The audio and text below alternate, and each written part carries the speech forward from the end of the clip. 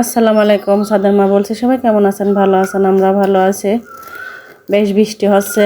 আর সাদ বাবু যে ঘুম থেকে সকাল সকাল ঘুম থেকে উঠে মানে মোবাইল নিয়ে কি করছে যে স্ক্রিনে হাত দিয়ে দিয়ে এগুলা করছে বসে বসে। কারণ সাদ বাবু বাইরে যেতে পারছে না, ফুপির বাসা যেতে পারছে না, অনেক বৃষ্টি। এই জন্য খাটের মধ্যে সাদ বাবুকে বসাই দিলাম। না বাবা, আমার বাবা এখন একটা একটা কথা বলছে, আলহামদুলিল্লাহ। হ্যাঁ, এটা দিবা আমাকে। আর এই যে সাদবাবুর বাবা ছাতা দিয়ে নিয়ে বাইরে গেছে, সে এখন ছাতা নেওয়ার জন্য কান্নাকাটি করছে। বাবার ছাতা, হ্যাঁ হ্যাঁ, বাবার ছাতা তো অনেক বড়, এখন সেটা নেবে। মোট কথা ছাতাটা একদম ভিজে গেছে, কোনো কথাই শুনছে না। এই যে একটা ছোট ছাতা ছিল, এটা আমি বড় ছেলের জন্য কিনে দিয়েছিলাম। এখন সেই ছাতাটা আমি আর বড় ছেলে দুজন খোঁজাখুঁজি করে বের করে ওকে দিলাম। ওই যে নিয়ে খেলা করছে, একটু থামেছে, কিছুতেই সে কোনো কথা শুনতেছে না। এখন ছাতাও নেবে, মোবাইলও নেবে, নিয়ে যে খেলা করছে। ও বাবা, কথা বললো। কোথায় যাচ্ছ? একা একা সোফায় উঠে যাচ্ছে, মানে একা একা কী যে করছে। সাদবাবু আমার একদম মাথা করে দিল। বাবা এদিকে আসো, ওদিকে যেও না, সব কিছু পড়ে যাবে নে।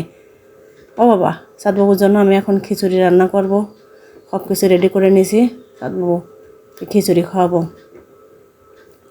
আর সাদবাবু এখন কথা বলা শিখে গেছে, আলহামদুলিল্লাহ। সব কিছু ফেলে দেবে। আর এই যে বড় ছেলের পরীক্ষা হচ্ছে, কিছুতেই বড় ছেলেকে পড়াশোনা করতে দিচ্ছে না। একবার খাতা নিয়ে নিচ্ছে, একবার কলম নিয়ে নিচ্ছে। আর বড় ছেলে চিল্লাচ্ছে, ওকে ধরো, ওকে ধরো, আমাকে পড়তে দিচ্ছে না। ওকে আমি আমার নিয়ে এসে খাটের মধ্যে বসাই দিলাম যে তুমি এখানে বসে থাকো, ভাইয়াকে বিরক্ত করো না। ও তো কোনো কথাই শোনে না।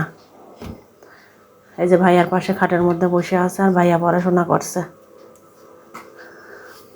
সাদবাবু এখন একটাও কথা শোনে না, দুষ্টু সাদবাবু হয়ে গেছে না। আবার কোথায় উঠেছে, মানে সাদবাবু এখন কোথায় উঠেছে, যদি আমি এই ভয়েস না দিয়ে যদি ভিডিও করে দেখাতে পারতাম, তাহলে সবাই দেখতো যে সাদবাবু কতটা দুষ্টু করছে মার সাথে। ও মা, নেমে যাও, পড়ে যাবা। ও বাবা, সাদ পাখি।